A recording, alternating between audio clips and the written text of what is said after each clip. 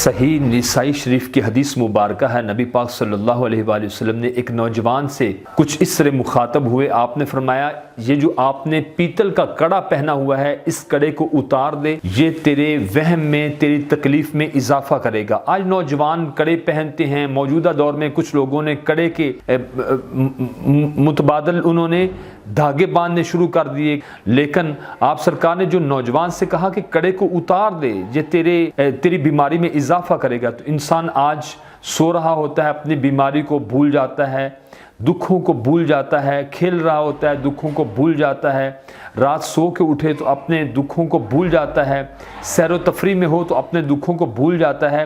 लेकिन जब बार बार उस कड़े को देखेगा तो उसको उसके दुख बार बार याद आएंगे। नतीजा ये निकलेगा, इंसान ज़हनी तवाज़ुन भी खो सकता है।